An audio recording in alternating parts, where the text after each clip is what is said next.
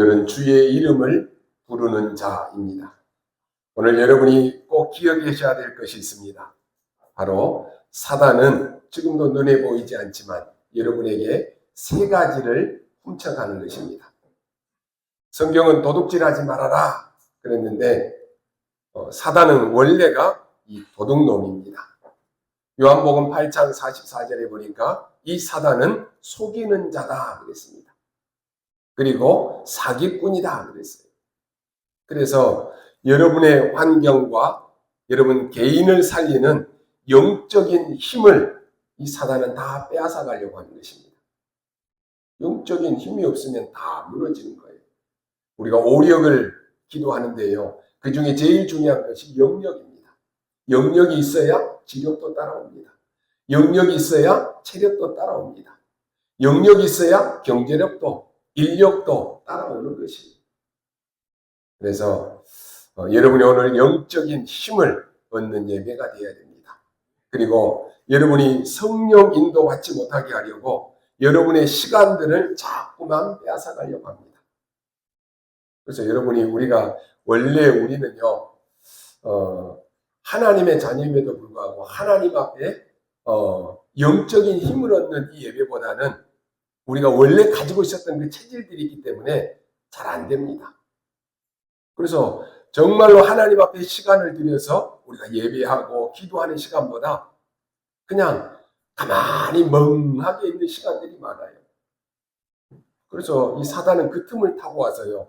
물을 보고도 멍청하게 있는 거예요, 그냥. 그리고 저 산을 보고도 멍하게 있고, 저 바다를 보고도 멍하게 있고, 이러면서 명상 운동하도록. 이걸 지금 계속 펼치고 있다니까요. 또 아니면 요즘에는 그냥 핸드폰으로 24, 여러분 드라마, 예능 할 것 없이 그냥 내가 볼 수 있는 대로 다 봐요. 예전에는 여러분 TV가 12시 딱 되면 애국가 딱 부르면서 딱 끝났어요. 근데 지금은 새벽이고 상관없이 여러분이 그냥 드라마 한번 보면은 그냥 막 하루 종일 한 달 가까이도 막 볼 수 있게끔 돼 있다니까요. 그러잖아요. 게임. 그래서 저도 이제 결혼식이 있어서 지하철 타고 왔는데요. 아이들 둘이 엄마 옆에서 엄마 뭐라고 하는데 엄마는 게임하느라고 정신이 없어요. 애들이 뭘 해달라 그러는데 엄마는 그냥 게임하느라고 애들이 뭘 하는지 정신이 하나도 없더라고요. 게임에 완전히 빠지도록. 여러분이 아마 24 하나님의 말씀을 묵상하고 여러분이 말씀의 흐름 속에 있다. 그러면 반드시 승리할 것입니다. 근데 우리는 그게 잘 안 되잖아요. 말은 자꾸 그렇게 되는데 말씀 듣는 시간보다 드라마 보는 시간이 훨씬 재밌어요. 그렇잖아요. 보지 말아라 그게 나쁘다 그게 아니에요. 내가 어디에 영적인 시간을 투자하느냐라고 하는 것이. 뭐 할 때 내가 가장 기쁘고 힘이 되느냐라고 하는 것이. 드라마 볼 때는 입이 그냥 막 너무 한박 웃음이야. 김수현이 요즘에 선재 이런 애들이 막 엄청 뜨더라고요. 아줌마들이 막 환장을 해요, 그냥. 그거 볼 때는 너무 좋은데 자기 남편 볼 때는 막 화가 나요. 드라마에 빠져 있고 하나님의 말씀에 은혜 받는 것보다는 이게 더 우선이다. 그러면 안 되잖아요. 내가 영적인 힘을 얻는 이 시간, 하나님에 가까이 갈 수 있는 그 시간, 이걸 빼앗기지 말아야 되는 것입니다. 그리고 하나님 앞에 여러분이 헌금하지 못하도록 경제를 다 빼앗아가 버립니다. 다른 데는 막 아무것도 아깝잖아요. 하나님 앞에 헌금하려고 하는 것은 아까워요. 근데 여러분이 아셔야 되는 것은 하나님 앞에 드리는 헌금은 빛의 경제입니다. 여러분이 헌금할 때 빛의 경제, 이 축복을 회복하는 시간이에요. 근데 우리가 다른 것은 다 열심히 하고 막 열심히 사고 열심히 누리는데 헌금하는 것이 아깝다. 경제 축복을 다 놓치는 것입니다. 그래서 우리가요, 도둑질하는 것이 아니고 사실은 우리가 사단에게 이 모든 것을 다 빼앗겨버리는 도둑질 당하는 거예요. 영적인 힘도 빼앗겨버리고 시간도 다 빼앗겨버리고 경제도 다 빼앗겨버리는 사단에게 다 빼앗겨버린다니까요. 여러분 아무리 힘이 없는 사람도요 올바르게 시작하면 응답이 옵니다. 그런데 아무리 훌륭한 사람이라고 할지라도 틀리게 시작한다. 틀린 것을 붙잡고 있다. 그러면 응답 못 받는 것입니다. 혹시 여러분 가운데요, 나는 응답이 없다. 나는 늘 어려움이 있다. 그렇다면은 오늘 여러분이 꼭 찾고 다른 사람에게 말 안 해주면 안 되는 중요한 것을 가지고 가셔야 됩니다. 여러분 가운데 만약에 아침에 일찍 일어나서 메시지 듣고 기도하는 시간이 있다. 그런 사람이 있다면 반드시 틀림없이 응답받습니다. 그걸 했다 안 했다, 했기 때문에 응답이다. 그 말이 아닙니다. 그게 삶 속에 되어 있어야지만이 영적인 규모가 잡혀 있는 것입니다. 영적인 규모가 안 잡혀 있다. 그러면 많은 것들을 놓치게 됩니다. 우리는요, 사람을 볼 때 그냥 저 사람이 참 나쁘다 이렇게 생각하고 넘어갈 수 있습니다. 근데 세상은 언제든지 자기 유익이다라고 생각이 되면 뭐든지 다 합니다. 심지어 교회도 그렇게 따라갑니다. 교회도 우리가요, 부흥시켜야 되겠다. 그래서 이거 해야 된다, 저거 해야 된다. 그런 식으로 많이 합니다. 그래서요, 교회가 어느 정도까지 나간지 아십니까? 너무 부흥이 되어지니까 어마어마한 힘을 가지는 거예요. 그 힘을 가지고 권력 싸움이 일어나는 것입니다. 심지어 왕도 이 목사한테 꼼짝을 못하는 거예요. 왜요? 이게 대들었다가는 세례 성찬에 참여를 못하는 거예요. 왕도. 이게 뭡니까? 중세교회 시대입니다. 이 복음을 모르니까 뭐라고 말합니까? 공로를 쌓아야지만이 구원받는다. 중세교회에서 그렇게 가르쳤습니다. 선행을 해야지 구원받는다. 그렇게 가르쳤다니까요. 그뿐만 아니라 봉사도 해야 되고 헌신도 해야 되고 그래야지만이 구원받는다. 이렇게 가르친 것입니다. 물론 불신자들이 볼 때는 100% 맞는 말입니다. 그때 마틴 루터라고 하는 사람이 말했습니다. 그게 무슨 말이냐? 오직 예수 믿음으로 말미암아 구원받는 것이지 어떻게 그렇게 해서 구원받을 수 있느냐? 아니 예수 믿어야 구원받지 어떻게 돈을 많이 낸다라고 구원받느냐? 심지어 어느 정도까지 갔느냐? 죄를 사해주는 속죄뼈까지 팔았다니까요. 그 정도까지 갔습니다. 여러분 사람이 복음을 모르면 그렇게까지 됩니다. 복음 모르면요 자기가 지금 무슨 짓을 하는지도 몰라요. 엊그제 TV에 그 시사 프로에 보니까 그 뭐 허경영 씨인가 뭐 있잖아요. 여러분 막 공중에 뜨고 부양하고 이런 사람이 자기가 참 메시아다 그러더라고요. 자기가 완전히요 사람들이 지켜 세워주고 올려주면 이제 완전히 자기가 신이 돼버리는 거예요. 이단들의 특징이 있잖아요. 보니까 막 그냥 보험이고 뭐고 다 해야게 하고 막 뭐 1억 1000억 막 해가지고 뭐 그 죄를 사해주는 뭐 그거 있더라고. 참 천사장인가 하고 막 금으로 된 목걸이 그거 하나 받으려고.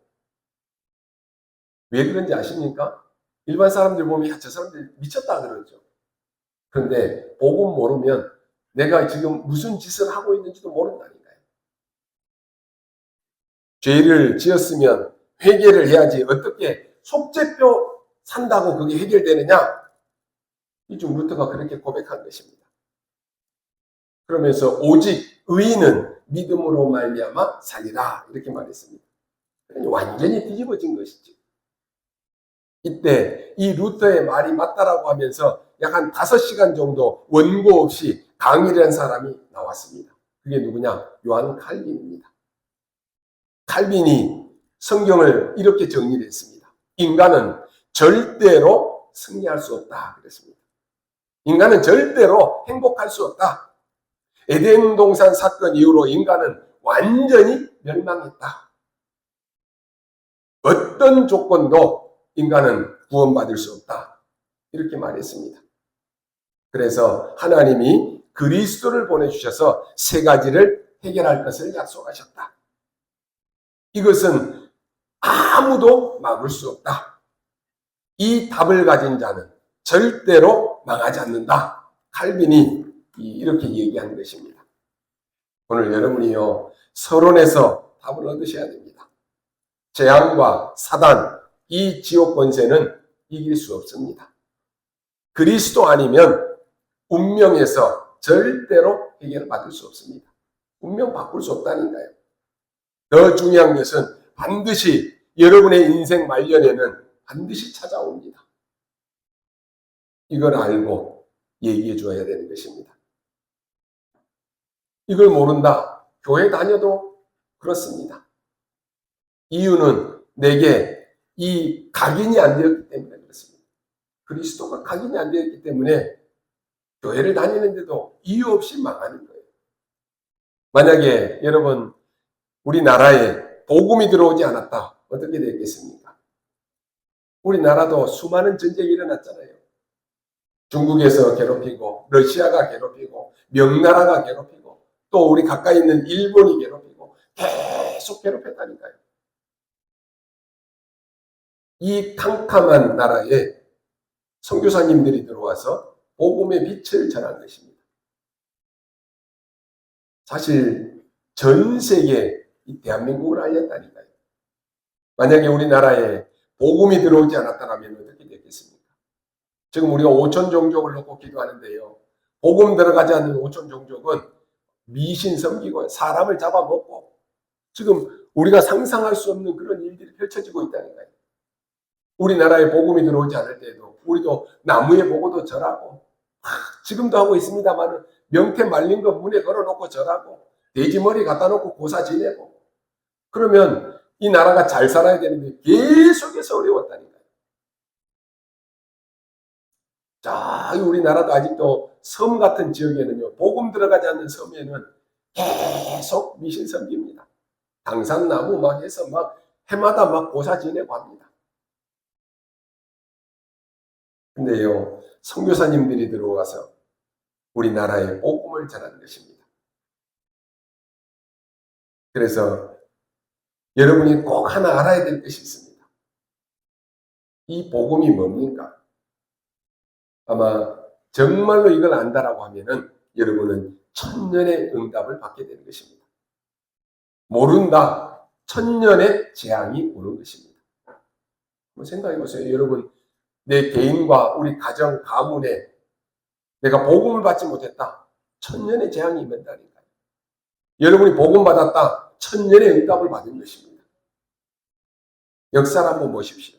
지금도 무서운 시대 아닙니까? 지금 정신병으로 가득 찼다니까요. 앞으로 최고 수입은 정신병원입니다. 앞으로 최고의 의사는 정신과 의사입니다. 아이들을 잡아다가요. 한 명 한 명씩 목졸라 줄이고 그 속에 있는 장기를 끄집어내서 파는 이런 일들이 일어나고 있다니까요. 정신병 시대입니다. 그것만이 아닙니다. 인간에게는 세 가지 때문에 참 행복이 없습니다. 이 사단의 장난과 재앙과 이 지옥 배경 때문에 집이 지옥이 되어버린 거예요. 현장이 지옥이 되어버렸습니다. 그걸로 영적 문제는 계속 옵니다. 이게 참 성공입니까? 조금 열심히 해서 성공했다, 잘 산다, 시험에 합격했다, 그러면 됩니까? 죽도록 공부해서 성공했습니다. 그리고 이제는 내가 먹고 사는 정도도 안정이 되었습니다. 그런데 영적 문제는 그대로 있습니다. 이게 성공한 것입니까? 공부 못한 사람도요. 장사를 해서 한 달에 1억 버는 사람도 있습니다. 그러면 그게 성공한 것입니까? 여러분 참된 위로가 뭡니까? 여러분 밖에 나가서 위로를 받으려고 하지 마십시오. 우리 렘넌트들은요. 여러분이 밖에 나가서 위로받으려고 하지 마십시오. 하나님의 위로를 받아서 그들을 위로해야 되는 것입니다.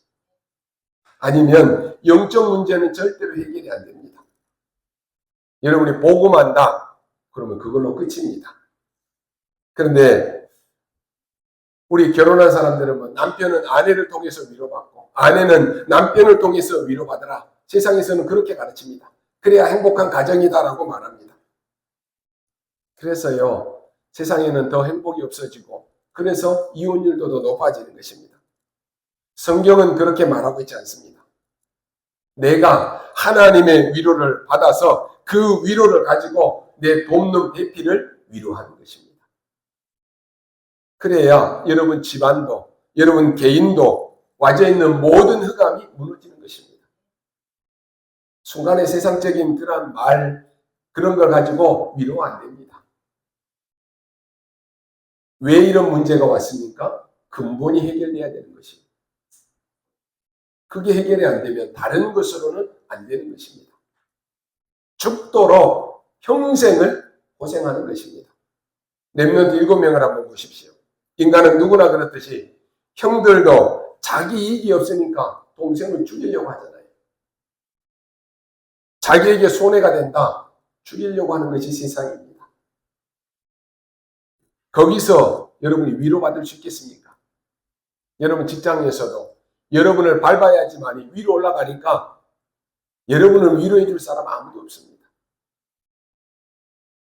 그것부터가 전부 실패인 것입니다. 요셉은 노예로 갔는데 상관없습니다. 왜요? 하나님의 위로를 받고 처음부터 요셉은 형들을 위로하는 것입니다. 그게 진짜입니다. 정치인도 자기 이익이 없다, 그러면 죽이려고 합니다. 자기에게 손해가 된다라고 하면은 갑자기 어제까지는 동지였는데 오늘 적으로 바뀐다니까요. 그게 세상입니다.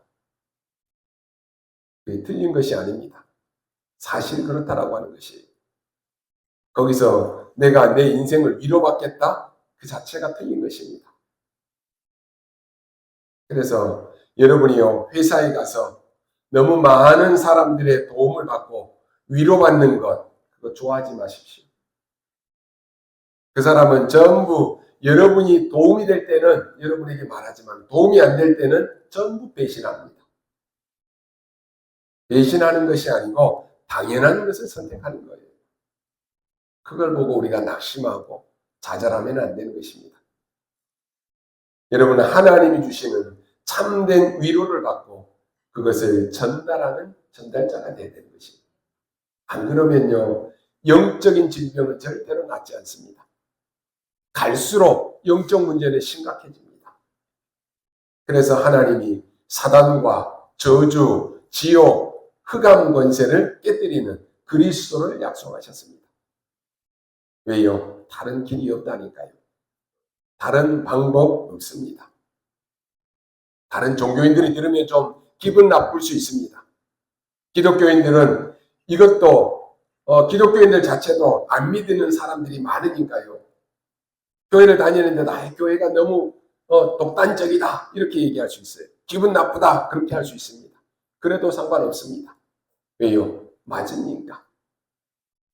중세교회는 예수 안 믿었습니다. 중세교회 복음 몰랐습니다. 기분 나쁘다 할 수 있습니다. 근데요, 지금 여러분에게 점점 다가오는 재앙에서 빠져나와야 됩니다. 전 세계는요, 목사님, 다 문화가 다른데요. 문화는 다르지만 영적 문제는 다 같습니다. 오히려 전 세계의 영적 문제 더 심각합니다. 그래서요, 사단의 권세에서 빠져나와야 되는 것입니다. 집이 지옥이다 그럽니다. 왜 그렇습니까? 지옥 배경에 있기 때문에 그 속에서 나와야 되는 것입니다. 하나님은 아브라함이요, 그 집안이 우상 숭배하고 우상 만드는 그 집안이었어요. 하나님 그 집안에서 나오라고 하는 것입니다. 여러분이 하나님의 은혜와 위로를 받고 오히려 여러분의 부모를 위로하고, 안 믿는 부모들이요 모른다니까요. 그래서 여러분이 영적인 힘 가지고 하나님의 위로를 여러분이 받고 여러분이 믿지 않는 부모들을 위로해야 되는 것입니다. 그럴 수밖에 없잖아요. 그게 맞는 것입니다. 불신자 부모들이요, 하나님 모르면서 이런 영적 문제, 이런 재앙이 계속 오는데 왜 오는지를 모른다니까요. 그러니까 얼마나 힘듭니까? 예수도 안 믿는데 오히려 또 믿는 척 하려고 하는 부모들 얼마나 힘듭니까? 그 수준에 얼마나 힘들겠냐고 하는 것입니다. 그래서 여러분의 부모에게도 하나님의 위로가 필요합니다. 그 위로를 줄 수 있는 사람이 여러분밖에 없어요. 근데 여러분이 복음을 잘 알고 있다. 그러면 최고의 응답입니다. 여러분이 복음을 잘못 알고 있다. 가장 큰 문제입니다. 복음이 뭡니까? 하나님께서 그리스도를 약속하신 것입니다. 그래서 오늘 우리에게 주신 오늘 말씀에 보니까 누구든지 주의 이름을 부르는 자는 구원을 얻으리라 그랬어요. 세상에서는 다 차별이 있습니다. 그렇잖아요. 다 차별이 있어요. 옛날에 우리나라도 양반이 있으면 노비도 있었어요. 남자, 여자 다 차별이 있습니다. 세상에서 막 흑인종, 황인종 다 얘기하잖아요. 차별이 있어요. 그런데 성경은 누구든지 그랬습니다. 오늘 우리가 좀 잘났다라고 세상에서 잘났다라고 생각할 수 있습니다. 아니 나는 좀 무식하다 못 배웠다라고 할 수 있어요. 그런데 누구든지 주의 이름을 부르는 자는 구원을 받으리라. 여러분이 멸망시키는 사단에서 빨리 빠져나오라라고 하는 것입니다. 나와서 주의 이름을 불러라라고 하는 것입니다. 여러분에게 그런 권세가 있다면 여러분이 이것을 선포하십시오. 재앙에서 나와라. 그리스도 예수 이름을 불러라. 자손 대대로 그렇게 될 것인데 그 지옥 권세에서 나와라. 누구든지. 만약에 이 말이 여러분이 동감이 안 된다라고 하면은 미안스럽지만 그 사람은 응답은 없습니다. 기도 응답 없어요. 그냥 교회 다니는 척 하는 거예요. 갈수록 어려워집니다. 그러니요, 얼마나 고생이 됩니까? 이게 안 믿어지는데 교회 다니면서 집사가 되고 권사가 되고 장로가 됐다. 얼마나 힘들어요. 갈수록 어려워지는 거예요. 교회는 다니는데 하나님의 말씀은 안 들리고 하나님의 말씀이 안 들리니까 세상 말이 더 잘 들리는 거예요. 말씀은 다 잊어버리는데 세상에서 들었던 것은 얼마나 잘 기억하는지 몰라요. 하나님은 안 보이니까 사람만 보이는 거예요. 그러니 신앙생활이 얼마나 어려워집니까? 진짜 것이 와야 되는데 가짜 것을 붙잡고 계속 속는 것입니다. 누구든지 주의 이름을 부르는 자는 구원을 얻으리라. 이 놀라운 축복의 외침은 당시 율법주의에 사로잡혀 있었던 그 유대인들에게는 충격적인 도전이었습니다. 그런데 이방인들에게는 감격적인 복음이었습니다. 누구든지. 사도 바울은 누구든지 예수 이름을 믿는 자는 부끄러움을 당하지 않는다라고 밝힙니다. 여러분의 과거가 어떠했든지 여러분의 삶을 어떻게 살았든지 어떤 일을 했든지 예수 그리스도 안에 있으면 부끄러움을 당하지 않는다 그랬습니다. 예수 십자가의 보혈로 모든 문제가 눈과 같이 희게 되었다라고 말합니다. 그래서 그 누구도 우리를 정죄할 수 없고 그 누구도 우리를 그리스도 예수 안에 있는 하나님의 사랑에서 끊을 수 없다라고 말합니다. 하나님은 사단의 유혹을 받아서 아담과 하와에게 찾아오셔서 막바로 복음을 주셨습니다. 여자의 후손, 뱀의 머리를 상하게 할 것이다. 복음을 주셨어요. 왜 그렇습니까? 다른 것으로는 안 되기 때문에. 양의 피 바르는 날 해방받게 될 것이다. 이게요 무슨 말인지 이해를 못했다니까요. 어떻게 구원받을 수 있겠습니까? 무슨 말인지 이해를 못하면 구원받을 수가 없는 거예요. 그러니 지구상에는 계속 영적 문제가 조금씩 더 많아지는 것입니다. 당연할 수밖에 없지요. 그래서 또 포로되고 소국되는 거예요. 처녀가 잉태하여 아들을 낳을 것이니 그 이름을 임마누엘 하리라. 또 로마에 소국됐을 때 주는 그리스도시요 살아계신 하나님의 아들이십니다. 바울이 말했습니다. 바울이 뭐라고 말합니까? 나는 비난받아도 좋다 그랬습니다. 나는 다른 사람이 나를 조롱해도 좋다 그랬습니다.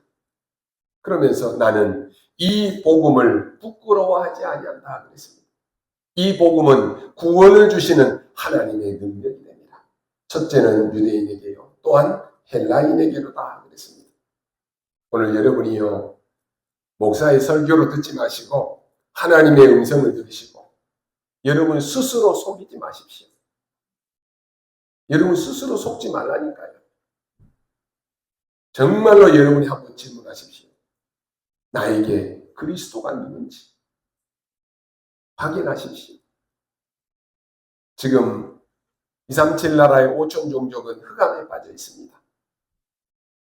다른 것으로는 해결이 안 됩니다. 오직 창조의 빛이라야만 되는 것이고 생명의 빛으로야만 살릴 수 있습니다. 그러니 바울이요 오직 의인은 믿음으로 말미암아 살리라 그랬습니다. 두 번째는 누구든지입니다. 누구든지 주의 이름을 그랬습니다. 그리스도 이름을 부르는 자는 해방되는 것입니다. 40년을 얘기했는데도 못 알아들었다니까요. 양의 피 바르는 날 빠져나올 것이다 그랬는데 알긴 아는데 설마 양의 피 바른다라고 구원받겠어? 이렇게 얘기하는 거예요. 그런데요 기생 나합은 소문만 듣고도 알아들었다니까요. 나합은 영원한 구원을 받았습니다. 나중에 나합은요 마태복음 1장에 와서 보니까 예수님의 족보가 쭉 나오는데 거기 다윗의 할머니가 되었습니다. 어마어마한 사건이죠. 아무 능력이 없었던 무식한 베드로가 이 언약을 붙잡은 것입니다. 엄청난 지식을 가지고 엄청난 배경을 가지고 있었던 바울이 이 언약을 붙잡은 것입니다. 무식해도 훌륭하고 똑똑해도 또 여러 가지 세상에서 말하는 차별이 있다고 할지라도 하나님 안에는 차별이 없습니다. 복음 받는 데는 차별이 없다니까요. 누구든지 주의 이름을 부르는 자는 구원을 받으리라. 제가 요한원에서 예배를 드리면서요 어르신들이 목사님 저는 초등학교도 못 나오고 한글도 못 글씨도 못 읽어요. 근데 제가 오늘 이 말씀을 드렸어요. 누구든지 예수가 그리스도를 믿고 영접할 때 하나님의 자녀가 됩니다. 너무 감사합니다. 너무 감사합니다. 내가 하나님의 자녀된 것이 너무 감사하다는 거예요. 자기는 글도 모르고 지금은 이제 눈도 잘 보이지도 않고 그러는데 내가 하나님의 자녀됐다. 너무 감사한 거예요. 누구든지 주의 이름을 부르는 자는 구원을 얻으리라. 사람이 마음으로 믿어 의에 이르고 입으로 시인하여 구원에 이르느니라 그랬습니다. 오늘 저는요 이 누구든지 주의 이름을 부르는 자는 구원을 얻으리라. 이 말씀이요 제 마음에 확 닿았습니다. 여러분 어떻습니까? 여러분이 만약에 그리스도를 몰랐다. 여러분이 지금 어떤 삶을 살고 있겠습니까? 저는 저 시골 출신이에요. 거기서 만약에 그리스도를 몰랐다. 평생에 거기서 살다가 죽었을 수도 있어요. 그리스도 모르면 평생에 그 지역에서 그냥 복음 모르고 살 수 있다니까요. 하나님은 그 상황의 그 배경 속에서 나를 복음 깨닫게 하시고요. 그 현장에 나 때문에 그 지역에 복음이 들어가게 하시고 복음 때문에 지금 내가 이 자리에 서 있다. 얼마나 감사한지 모릅니다. 만약에 차별이 있었다. 어떻게 되겠습니까? 저기 서울대 출신만 와서 구원받는다. 저기 하버드 정도 가야지 구원받는다. 아마 우리는 다 구원의 문턱에도 못 갔을 거예요. 누구든지. 우리 무식했던 저 베드로도 복음 깨닫고 축복 누리잖아요. 아무리 잘나도요 복음 모른다 망하는 거예요. 근데 바울은 복음 깨닫고 나는 이 모든 것을 배설물로 여긴다. 왜요? 그리스도 안에 있는 이 지혜, 지식, 보화가 엄청나다는 것을 바울이 깨달은 거예요. 그러니까요 복음 깨달으니까 모든 것 끝이에요. 사람은 알게 모르게 사람들 보면서 다 구분하잖아요. 세상 사람들은 사람을 구분하는 기준들이 다 있습니다. 그런데 성경은 누구든지 주의 이름을 부르는 자는 구원을 얻는다 그랬습니다. 주의 이름을 부를 때 여러분 흑암은 꺾입니다. 주의 이름을 부를 때 모든 사단의 재앙, 여러분의 가문의 저주는 다 무너지는 것입니다. 누구든지 주의 이름을 부르면 운명이 완전히 꺾여버리는 것입니다. 세상에 줄 수 없는 영원한 평강, 소망이 오는 것입니다. 유대인들은 사실은 아는데 주의 이름을 부르지 않았습니다. 유대인들은 율법을 이렇게 잘 지키고 이렇게 우리가 건강하게 살고 이렇게 헌금하고 이렇게 우리가 잘 살잖아. 이렇게 얘기했어요. 무슨 얘기입니까? 그리스도는 없고 자기 자랑만 높아지는 거예요. 그러니까 구원을 못 받은 것입니다. 내가 경건하게 살았다. 내가 선하게 살았다. 나는 율법을 너무 잘 지켰다. 그러니까 결국은 멸망했다니까요. 그게 아니고요. 성경은 내가 열심히 이렇게 살아야 돼. 이렇게 해야 돼. 그게 아니에요. 누구든지 주의 이름을 부르는 자는 구원 얻는 거예요. 그러니까 잘나고 똑똑한 사람들 입장에서 볼 때는 이게 너무 우스운 거잖아요. 여러분 그러잖아요. 우리는 그냥 야 그래 누구든지 주의 이름을 부르는 자는 구원 얻는다. 아멘 할렐루야인데 조금 잘난 사람들은 아니 어떻게 주의 이름만 부른다고 구원받을 수 있어? 열심히 행위도 해야 되고 열심히 노력해야 되고 그래야지 맞잖아요 세상에서는. 그러니까 세상적인 지식이 너무 똑똑한 사람들은 구원받을 수 없어요. 자기 지식, 자기 기준이 있으니까.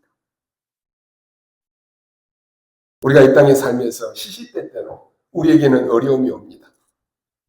위기도 찾아옵니다. 외로움도 찾아옵니다. 답답한 일도 생깁니다. 슬픈 일도 생기고 고통스러운 일도 생기고 실패할 때도 있고 낙심할 때도 있습니다. 그러나 누구든지 무슨 일이 있든지 간에 주의 이름을 부르는 자는 구원을 받습니다. 성경은 우리에게 말씀하셨고 하나님이 나 같은 사람에게도 은혜를 베풀어 주셔서 제가 주의 이름을 부르고 살았고 주의 이름을 선포하는 이 자리에 제가 서 있는 것입니다. 우리에게 어떤 문제가 있든지 누구에게 어떤 상황에 놓였든지 간에 주의 이름을 부르면 삽니다. 우리는 이 일에 하나님이 주의 증인으로 쓰실 것입니다. 제가 이번 주에 우리 김권일 성도님 저기 홍천에 신방 다녀왔어요. 어릴 때부터는 다 교회는 다녔는데요. 이제 예수 믿고 우리 김권일 성도님이요. 내가 그 전에는 내가 교회 다닌단 말을 친구들이나 사람들한테 못했대요. 근데 이제는 예수 믿고 나서 내가 너무 좋아서 나는 저 아름다운 교회 다닌다. 이렇게 누구를 만나도 얘기하신다 그러더라고요. 그리스도 만나는 순간에 모든 운명에서 모든 저주에서 모든 재앙에서 끝나버린 것입니다. 그래서 요한복음 14장 6절에 내가 곧 길이요 진리요 생명이니 나로 말미암지 않고는 아버지께로 올 자가 없느니라. 그 예수님의 이름이 절대 해결이다라고 하는 말입니다. 이걸 체험한 사람들은 이걸 아는 사람들은 가만히 못 있게 되는 것입니다. 그래 세계복음화가 전부지. 그래 나에게 세계복음화가 나에게 절대 사명이야. 이걸 깨닫게 되는 것입니다. 어떤 사람은 아니지 돈이 전부야. 돈이 많아야지. 건강해야지. 물론 필요한 것입니다. 그런데 여러분이 진짜 것을 찾아내고 이제는 여러분이 살리러 가야 되는 것입니다. 그리고 세 번째로 여러분이 위로받을 곳 찾지 말고 하나님으로부터 위로받아서요. 복음의 능력으로 사람을 위로하러 가시기 바랍니다. 그게 세 번째 것입니다. 그리로 가라라고 하는 말이에요. 오늘 말씀해 보니까요. 이렇게 말씀합니다. 전파하는 자가 없는데 어떻게 듣겠느냐 그랬어요. 교회가 사람을 보내야 되는데 보내지 않는데 어떻게 가서 말할 수 있겠느냐라고 하는 것입니다. 지금 어마어마한 영적 문제가 와 있습니다. 어떻게 보면요. 가장 쉬운 것이 구원받는 것이다라고 말할 수 있습니다. 예수 그리스도를 주로 믿고 예수 그리스도를 입으로 고백하면 되는 것입니다. 그런데 문제는 이렇게 쉬운 구원의 길도 알지 못하면 갈 수가 없는 것입니다. 그래서 구원받는 구원받게 되는 과정을 아주 쉽게 설명합니다. 그들이 믿지 아니하는 일을 어찌 부르리요? 듣지도 못하는 일을 어찌 믿으리요? 전파하는 자가 없이 들으리요? 그랬습니다. 이 말씀을요, 거꾸로, 역으로 보면 더 쉽게 이해가 됩니다. 여러분, 전파하는 자가 있어야지만이 듣게 될 거 아닙니까? 우리가 이 지역의 모든 사람이 다 복음을 듣게 하라 그랬잖아요. 가서 전하지 않는데 누가 들을 수 있습니까? 들어야 믿을 거 아닙니까? 여러분이 가서 전해가지고 예수 그리스도가 이런 분이다라고 전해야지만이 그 사람이 믿고 여러분 깨닫고 믿을 거 아닙니까? 그리고 믿어야만이 이제는 주의 이름을 부를 것 아닙니까? 안 믿는 사람이 어떻게 주의 이름을 부를 수 있습니까? 한마디로 말하면 참 복음의 소식을 전파하는 자가 되어야 된다고 하는 것입니다. 이런 복음의 전파는요, 다양하게 이루어집니다. 그래서 우리가 직접 내가 갈 수도 있고, 아니면 여러분이 뭐 주보며 우리 문서 선교 이런 전도지를 가지고도 전할 수 있습니다. 각 이 언어별로 성경 번역하는 번역 선교도 있습니다. 좀 우리 단체에서도 각 나라어로 지금 계속 뭐 우리 메시지가 다 번역돼서 나가잖아요. 왜 그래요? 그 나라 말로 안 해주면 누가 알아들을 수 없잖아요. 지금 시대는 어떻습니까? 이제는 메타버스 시대입니다. 그래서 이런 환경을 통해서 막 온라인으로, 인터넷으로 전 세계까지 다 진행될 수 있습니다. 중요한 것은요, 복음이 전파되어야 된다라고 하는 것입니다. 여러모로 하든지 간에 복음은 전파되어야 되는 것입니다. 우리가 직접 하든지 여러 방법을 활용하든지 날마다 복음을 전하지 않으면 믿는 자들이 생겨나지 않을 것입니다. 여러분 주변에 복음 전하지 않으면 예수 믿는 사람이 없어지는 거예요. 전하지 않으니까 누가 믿어요? 전해줘야지 여러분이 그리스도가 이런 분이구나 알고 믿을 거 아닙니까? 믿어야 주의 이름 부를 거 아닙니까? 여러분이요, 우리가 복음 전파자라고 하는 영적 정체성은 하나님께서 친히 주신 것임을 여러분 놓치지 말아야 됩니다. 누군가는 하나님의 말씀을 전해줘야 되는 것입니다. 누구든지 하나님께서 보내셔야지만이 가서 복음을 전할 수 있는 것입니다. 하나님의 자녀가 됐다라고 하는 것은 곧 하나님으로부터 보내심을 받은 존재다라고 하는 사실을 여러분이 아셔야 됩니다. 하나님의 부르심을 받았다라고 하는 것은 이 소명의식은 꼭 목사만이, 선교사만이 가진 것이어야 됩니다. 우리 성도들이 이런 잘못된 선입견에 빠져있기 때문에 교회가 힘이 없는 것입니다. 세상에 영향력을 입히지 못하는 것입니다. 사단이 주는 아주 달콤한 속삭임이 뭔지 아십니까? 바로 내가 아닌 다른 누군가가 가서 전하겠지. 교회에서도요. 내가 안 해도 누군가는 하겠지. 장로님도 계시고 뭐 권사님들도 다 있는데 누군가는 하겠지. 우리 장로님 권사님들 누군가는 또 하겠지. 그게 사단의 속임수입니다. 여기에 다 넘어가는 것입니다. 여러분 한 사람 한 사람이 하나님으로부터 보내심을 받은 자라고 하는 이 사실을 아셔야 됩니다. 그래서 결론으로 이것을 체험하고 마음속에 결론 내려야 됩니다. 모든 인간에게는 개인의 종말 반드시 있습니다. 그리스도 없으면 그날이 가까울수록 계속해서 영적 문제에 빠집니다. 이걸 여러분이 알려줘야 되는 것이에요. 또 시대마다 시대 종말이 있습니다. 그래서 우리는요, 세계 선교를 마음에 품고 기도하고 나가는 것입니다. 그리고 지구 종말이 또 있습니다. 그래서 영원한 언약을 잡는 것입니다. 한국에 어떤 선교사님이 와서 이 복음을 전했습니다. 와 보니까 우리나라에 너무 가난하고 못 먹을 때 아닙니까? 밥도 제대로 못 먹고 화장실도 마을에서 공동으로 쓰고요. 너무 불쌍하고 너무 이상한 나라였습니다. 근데 그 당시에 유럽은요, 지하철도 다니고 그런 막 시대가 발전한 나라인데 우리나라를 보니까 집시 신고 다니고 집신도 못 신고 다니고 나무 보고도 절하고 돌 보고도 절하고 선교사님들이 봤을 때 이런 불쌍한 나라가 어디 있었겠습니까? 여기에 복음을 전하는 것입니다. 여기에 병들어서 막 죽어가니까 병원도 세우고요.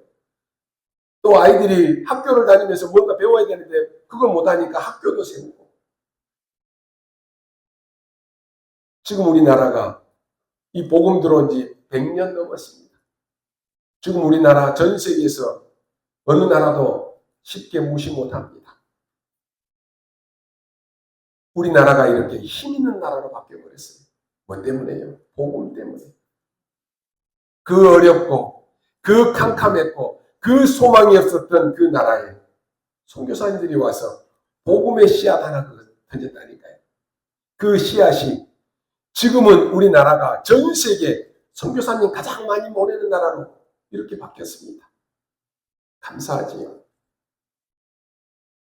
이 대한민국에 복음의 빛이 비춰졌다니까요. 오늘 여러분의 가정 가문에 복음의 빛이 비쳐야 됩니다. 여러분의 현장에 복음의 빛이 비춰져야 되는 것입니다. 베드로는 부끄러운 것이 하나 있었습니다. 야, 나는 배운 것이 없어. 평생에 저 어부로 고기잡이 하고 살았어. 나는 이게 너무 부끄러워. 공부도 많이 못했어. 이게 너무 부끄러워. 이게 바울이 가장 부끄러워했어. 베드로가 가장 부끄러워했어. 바울은요, 장점이 하나 있었는데 나는 너무 많이 배웠어. 나는 너무 좋은 환경에서 살았어. 이게 너무 부끄러웠어. 왜냐? 다 있었는데 나는 그리스도를 몰랐어. 나는 이게 너무 부끄러워. 이게 바울이었어요. 그런데 베드로의 그 무식하고 못 배우고 그 어부였던 그 약점도 하나님은 베드로를 통해서 복음운동에 쓰임받게 했습니다. 바울이 배운 그 가졌던 가장 큰 장점, 이것도 하나님은 복음운동에 쓰임을 받게 했습니다. 옛날에는 성공하기 위해서 많은 것을 하기 위해서 했는데 지금은 세계의 복음화를 위해서 쓰임받게 된 것입니다. 여러분의 지금 약점이라고 생각하는 것들요. 나는 목사님 많이 배우지도 못하고 좋은 학교도 못 다녔고요. 그랬는데 하나님은 여러분의 그 약점을 복음운동에 쓰임받게 하십니다. 그래서 낙심하지 말라니까요. 오늘 우리는 진짜 복음이 뭐다? 붙잡으셔야 됩니다. 그러면 나머지는 따라옵니다. 여러분이 어려운 사람 위로해 주는 것, 그게 전도입니다. 진정한 위로를 줄 전 세계 5천 종족이 여러분을 기다리고 있습니다. 그래서 우리 교회도 지금 237 나라 5천 종족을 놓고 여러분이 각 망대들이 다 세워졌습니다. 그걸 놓고 여러분 기도하셔야 돼요. 우리 중직자들은 한 나라, 우리 렘넌트들까지 한 나라를 언약을 딱 품어야 돼요. 그래서 그들을 하나님의 능력으로 위로해 주는 것이 선교입니다. 선교는 꼭 가야 된다, 그게 아니에요. 이번 주간에 여러분이 새로운 것을 발견하고 정말로 언약 잡는 응답의 시간이 시작되기를 주님의 이름으로 축원합니다. 기도하겠습니다. 하나님 감사합니다. 오늘 우리에게 누구든지 주의 이름을 부르는 자는 구원을 얻으리라고 하는 참 복음을 우리에게 주심을 감사합니다. 우리가 이 복음을 누리고 이 복음을 전하는 자 되게 하여 주옵소서. 세상에서는 우리의 단점이 문제가 된다라고 말하지만 우리의 약점, 우리의 단점이 발판이 되게 하시고 또 우리가 가진 장점이 도구가 되게 하여 주셔서 하나님이 원하시는 복음운동에 쓰임받게 하여 주옵소서. 이번 한 주간 동안에도 내가 먼저 이 축복을 누리게 하시고 전하게 하시며 세상에 많은 사람들은 위로가 필요합니다. 사람의 위로가 아닌 하나님의 위로를 전달하는 우리 모든 성도들이 되게 하여 주옵소서. 감사를 드리며 살아계신 우리 구주 예수 그리스도 이름으로 기도하옵나이다. 아멘.